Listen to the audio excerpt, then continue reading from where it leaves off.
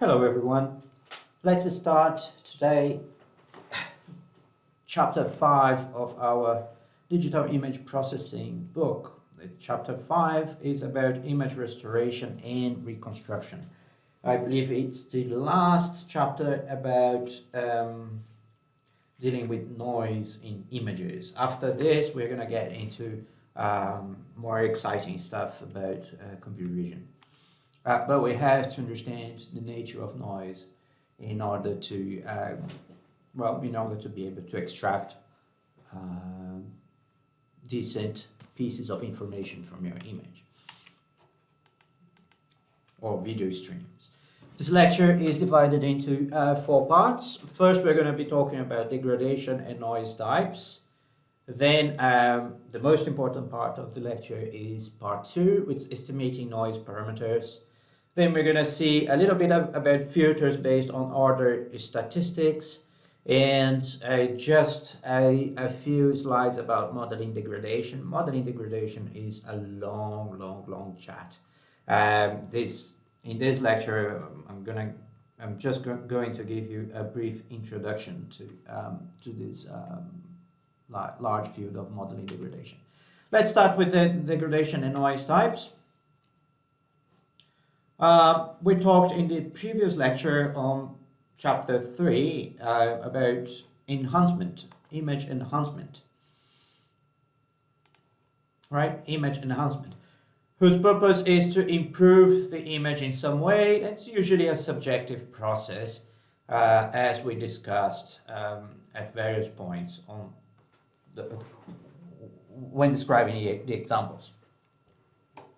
Restoration is more objective. Restoration has as a goal to recover an image that has been degraded somehow by using some information, by using the book calls a priori knowledge of the degradation. So you know what we know, or you are able to estimate the kind of degradation that your image suffered, and if you know that, then you can apply the inverse degradation to be able to restore the image.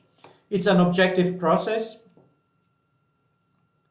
The idea is to model the degradation and then to apply the inverse process to recover the process.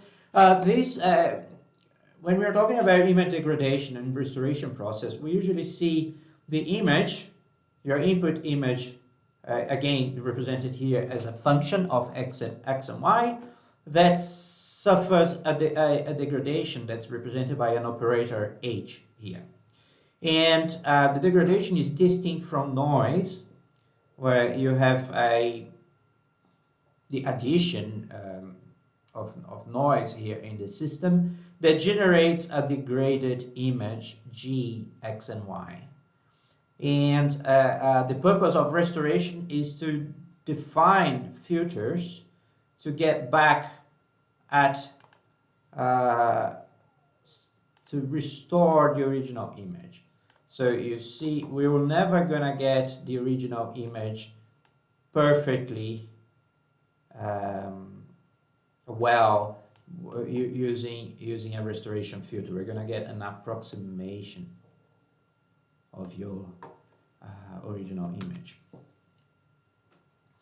Again, the goal is to find an approximation that's similar to the original image.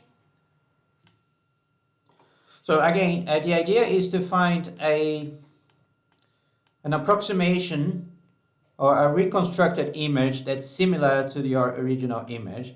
And it's a bit obvious what's written here. The more you know about the degradation and the noise, the better the estimation you get, right?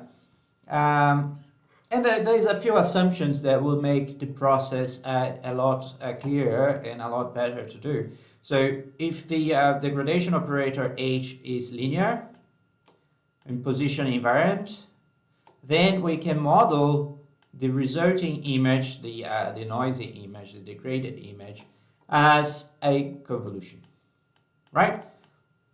Again, convolution again. I told you that convolution is important, so if you didn't understand it yet, go back and read the book, right? So then, of course, in order for the operator to be considered as a convolution operator, the gradation has to be linear and position invariant.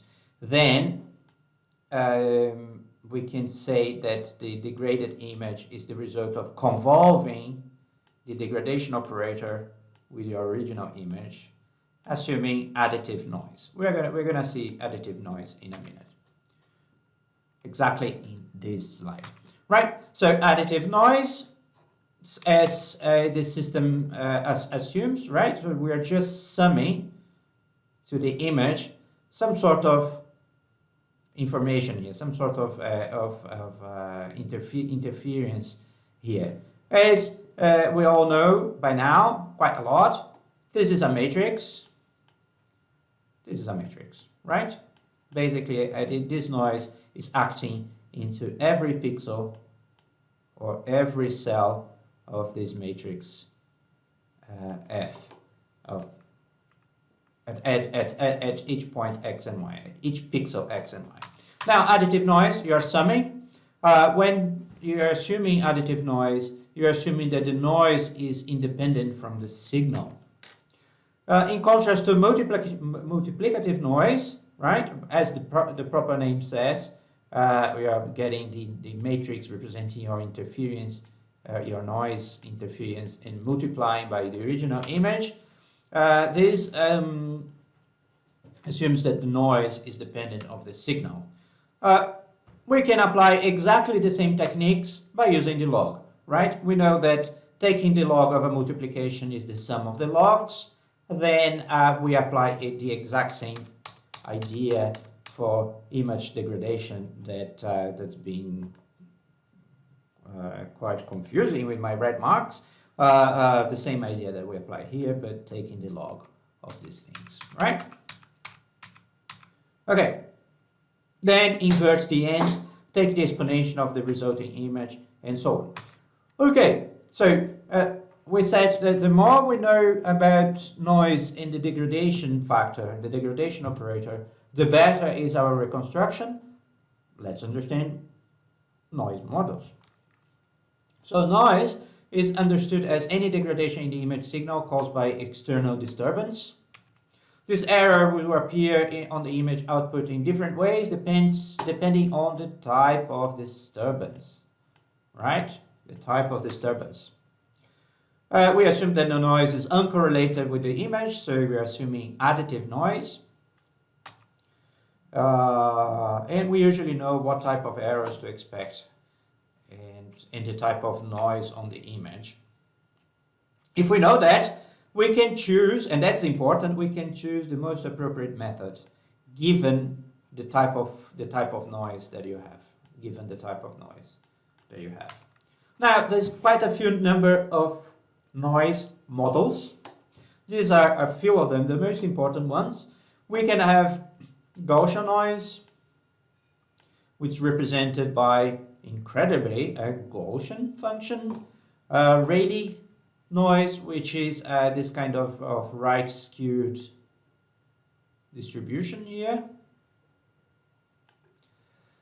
Erlang or gamma, which is more right skewed. It's similar to Rayleigh, but more right skewed.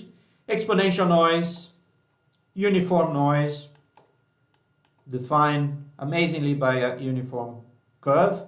Or salt and pepper noise, we have a probability of a certain distribution of pixels that are dark and a certain distribution of pixels that are white, representing salt, and dark as representing pepper. Let's look at Gaussian noise. It's modeled by a Gaussian function. It has this shape, and it's, as we all know from our basic statistics, a Gaussian is characterized by two parameters, the mean and the standard deviation. And it's basically used to represent random fluctuations of the signal. Usually these are fluctuations that come from electronic circuit noise, noise due to poor illumination, high temperature, and this is a useful mathematical model of noise, right? If you have the mean and the standard deviation, you know exactly the shape of your noise distribution. There's not what this curve. What is the reason for placing these curves here? Is that, well, this is how your image is being transformed by the noise, is being interfered. That's the amount of interference that occurs at this intensity level. At this intensity level is the amount of, let's say, bad pixels. It is the amount of noise that's been interfering in the image at each of intensity levels of the image. In this case, the shape is Gaussian if your noise is Gaussian, and if your noise comes from electronic circuits, poor illumination, high temperature, and etc. We have a Haleth noise, which has a similar, well, it's kind of it's a bell-shaped, but it's a bell-shaped, slightly skewed to the right, and this is represented by this function, by this distribution. That has also a mean and a standard variation. With this, if you have these two parameters, you know exactly the shape of your noise distribution. And it's useful to model real sensor noise, such as MRI, underwater sensors, range imaging, and usually if you have this kind of noise, we tend to use a Gaussian to model it, although that's not the best model if you don't know the parameters of mean and variance. But if you can estimate them, and we're going to see a few methods that you can use to estimate a noise, you can get this very shape of a Rayleigh noise. Erlang gamma noise has also a formula. It's an exponential, kind of Gaussian based, right? But more skewed to the right. And it has also a mean and a standard deviation, and usually the kind of noise that arises in laser imaging. Exponential noise, right, has this distribution here with a well-known mathematical mathematical formulations. The mean and variance have this form, and it's a special case of this of Erlang distribution when b is equal to 1, right? When b is equal to 1, this is 0. The factorial of 0 is 1, and we end up with this, right? Okay. Uniform noise, right? This is easy busy. It's used to model the type of errors or noise in quantization. We've seen this kind of error, right? Do you remember the false boundaries? We've seen in the first or second videos, in one of them, where the general appearance of an image with too few quantization levels may be described as scalloped.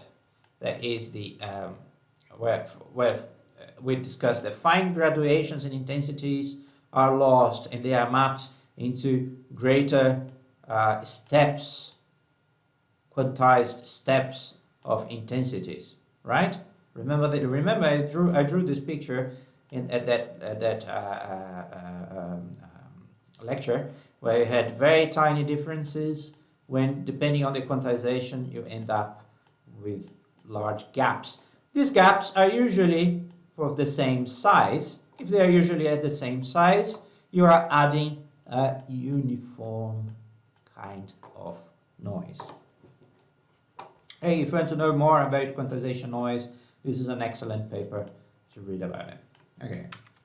Salt and pepper noise.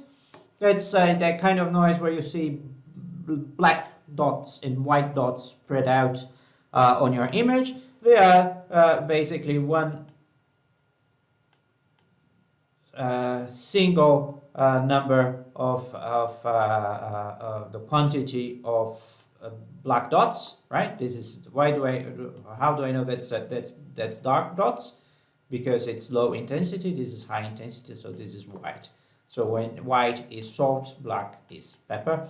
That's the distribution, some number of salt, some number of pepper, and everything else is just 1 minus the rest.